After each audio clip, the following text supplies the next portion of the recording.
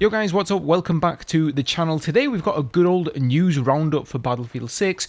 There's a whole slew of subjects to cover here, none of them really long, but most of them extremely impactful and important for the game, so I wanted to cover all of these for you guys in today's video. Just like the past couple of videos, my boy Ledeus has come through again and given me more footage to show you guys. It's been so nice because, of course, I couldn't attend the event myself, so I'm thrilled to actually have some proper Battlefield 6 footage to show to you. So big shout out and thank you to him. I'm going to link him up down below. Go and check him out. He's a great lad.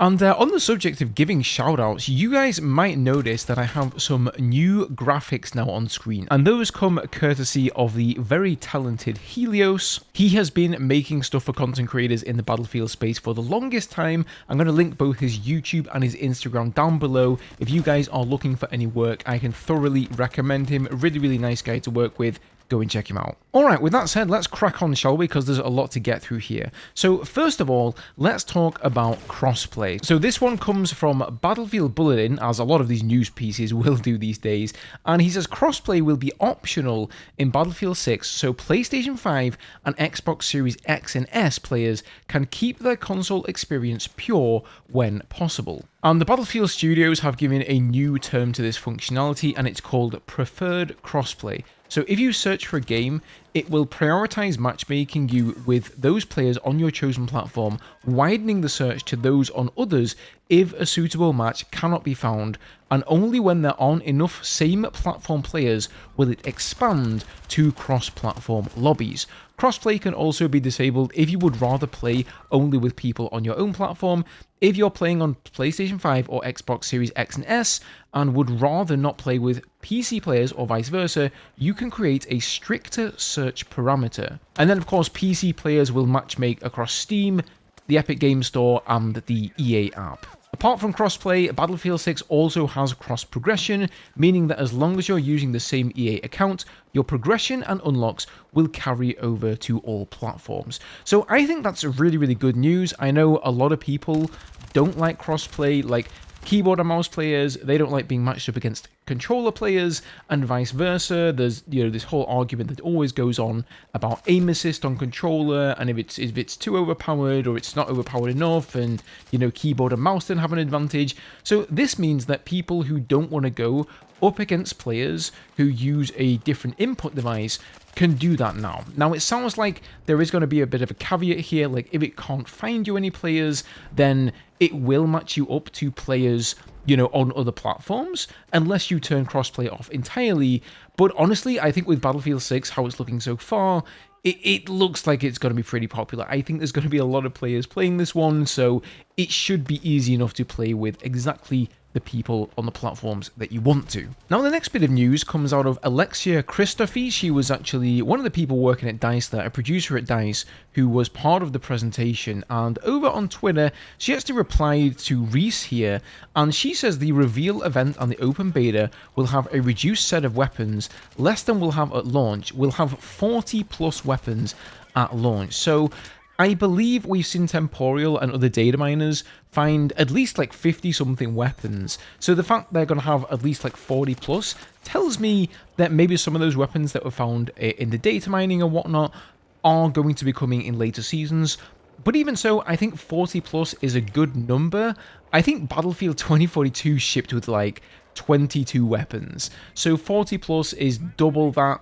I really can't complain about that. I don't think it's quite as much as we've seen in some previous games, like maybe Battlefield 4, but personally for me, 40 is more than enough. Now this next one here is a bit of a touchy subject. So again, this is Battlefield Bulletin, and I think he's kind of gone out of his way here to actually not leave a specific source for this one. He says, DICE says Battlefield 6's team balancing will prioritize 4 main factors: your ping, your location, your skill, and server fullness. Such factors and their prioritization will be based on each game mode, and it won't be the same across all.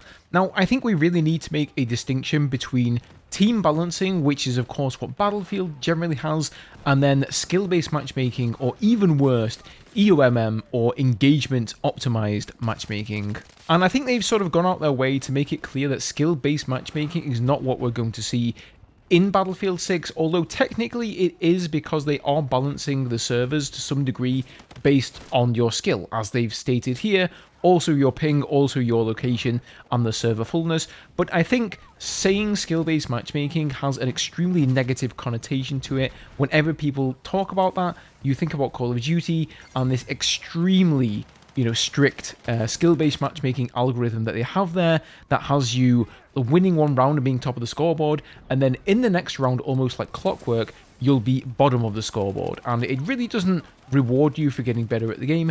Battlefield has never had that, but it does take your skill into account in order to balance each team on the server. So you don't want to end up with all the best players in the server on one team and all the worst players on the other team, because that wouldn't be a fun match for anybody, right? So they're trying to make it clear here that it is going to take skill into account in order to balance the servers and in order to balance the individual teams. However, whilst I don't think they've actually come out and confirmed and said, like, no, there isn't going to be a server browser for the main game, it seems to me like DICE are kind of trying to, like, avoid that question. They know there's not a server browser, and it's like I said during the reveal, guys. A lot of people were asking me, Ghost, is there going to be a server browser for the main game? You can bet your ass that if there was, they would have come out and used that in part of their marketing, right? So the fact they haven't mentioned anything about it probably means it's because they know it's not going to draw any positivity to the game, and so they're just trying to sort of, not really bring any attention to it, not talk about it. So I think it's like 99.9% sure that it's not going to be in the game. I think it will be there for Portal, but yeah, whenever you go into the regular modes in the game, you're probably not going to be using a server browser, you're just going to hit matchmake. Unfortunately, I've got to say, this doesn't come as a massive surprise to me. This is the way that Battlefield games have been going for years now. And just yesterday's video, looking at the maps, only 3 out of the 9 maps in the game are going to have jets. And I couldn't help but think, if we had a server browser, there would be somebody who would make a server called Jet Maps Only. And they would have those 3 maps with the jets on there in a rotation. And, this is like for the all-out warfare, people who like all of the vehicles on the maps. And then you'd know that there'd be another server with maybe all of the medium-sized maps with the tanks. And then somebody would make like an infantry-only server. But unfortunately now, if you only want to play maps that have jets on them, you're probably not going to have much say in that. You're just going to have to matchmake into whatever game mode you want with, locked or open weapons apparently, and then see what you get. If you don't get the map you want, you'll have to back out of there and re-queue again. I really don't understand why we can't just have the best of both worlds. Again, caveat here, maybe I am wrong. Maybe they're going to come out and surprise us all, and they haven't said anything about server browsers. But honestly, guys, I wouldn't hold your breath. However, guys, on a much more positive note, yesterday, I posted my video going over Battlefield 6, my first impressions, and in that video, I stated that I was 99.9% sure that there wasn't going to be a little bird in Battlefield 6, right? We haven't heard any data mines about a little bird. We haven't seen any leaks about it. DICE haven't mentioned it. It was in one of the trailers extremely briefly, but, all of their map descriptions don't mention little birds at all. They talk about the tanks, they talk about attack helicopters, they talk about jets, but no mention of the little bird, which to me is always, one of the central pieces in a modern Battlefield game. So I was kind of miffed about that. But I posted this video, or a link to it, over on Twitter, and Temporal, who is probably the best data miner that I've ever known, he actually commented on that and said, in the files, the AH-6M, which is the little bird, is doing just fine with its minigun and its hydras. So apparently, according to him at least, there is a little bird in the files. It may not be coming at launch, just like some of the maps that have been found there that aren't going to be coming at launch. Maybe the little bird is going to be coming down the line, maybe in the first season of content with some of those other maps, and that's the reason that we haven't seen DICE feature the little bird in any of those trailers or really trying to push it in any way. So that is certainly a relief for me. As long as we're going to get it further down the line in seasonal content, I'm okay with that. I don't necessarily need it at launch, but I think it really needs to be there at some time. Now, before we continue, I just wanted to give you guys a massive thank you for the support you've been showing me here on the channel over the past couple of days. I hope you've been finding the information useful. I'm going to do my best to cover, everything Battlefield 6 going into the future. So if that's something you guys are interested in, make sure you hit that sub button up, because we are going to be going over absolutely everything. I'm going to be streaming the beta both here and on Twitch. So yeah, if you find that useful, then make sure you stick around. And I think this next one is actually really going to make you guys happy. So for anybody who kind of has a problem with the movement in Battlefield 6 and thinks that the sliding in the playtest the other day looked a little bit too egregious, a little bit too crazy, apparently that may have been a bug. So Tactical Brit, who actually took part in the playtest over in LA, made it clear here over on Twitter, and he says there was a physics bug in the build that made you slide longer than intended and sometimes faster. The actual slide feels great and it isn't spammy. So there were like a couple of clips that came out of random content creators of them doing this like ridiculously long slide, and I think the Reddit community especially picked up on that and kind of thought that that's just how the slide was in BF6. I always thought it looked weird because like I don't remember the slide being that crazy when I played in labs. I thought, well, maybe they've like, buffed the slide or something, but no, apparently that is a bug. I think the same thing was happening with the parachutes too. I did see, a couple of people opening their parachutes, and the horizontal momentum that they got across the battlefield seemed like it was way too much, like they really didn't have to jump off of a particularly high precipice at all to cover a lot of ground. So maybe that's like part of the same bug there. And then last but not least here, guys, let's talk a little bit about the open beta content. So as you will know, next week the beta is beginning on the 7th or the 8th if you have the early access, and I do have a video I'll link below if you guys want to know how you can gain access to that.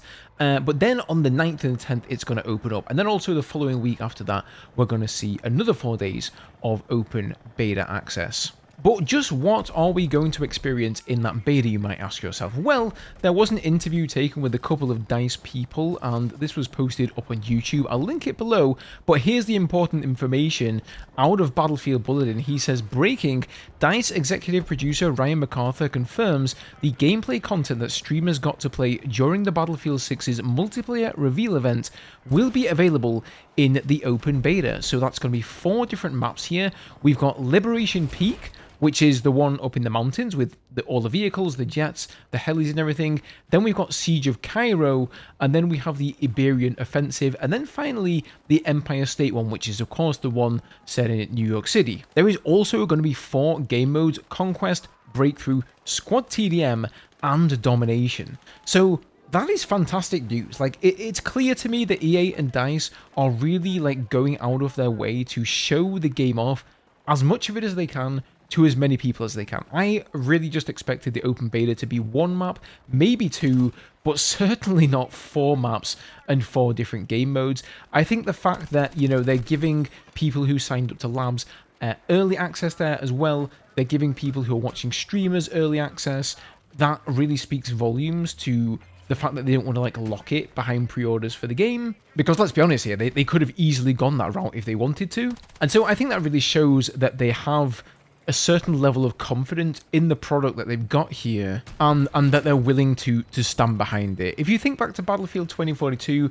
for anybody who was around for the launch of that game, that was kind of like the opposite feeling. It felt more as though EA were trying to hide everything around the game because they knew that they didn't have a good product. They knew it was unfinished, so they were trying to hide everything, and of course eventually it all came to light and people wanted to refund the game. With this game though, it's the polar opposite. They want to show it off, they know they've got a good game here, and man, like, what a turnaround. Obviously, I think we should wait until we've played it, but it's looking pretty fantastic. Most of any of the woes I had about the game, any of the issues about it maybe not being up to scratch in time for an October release, it looks, based on what we've seen from this beta build we're going to play, like it is actually going to be ready. So that would be a breath of fresh air if for once we could have a Battlefield game release in a good state.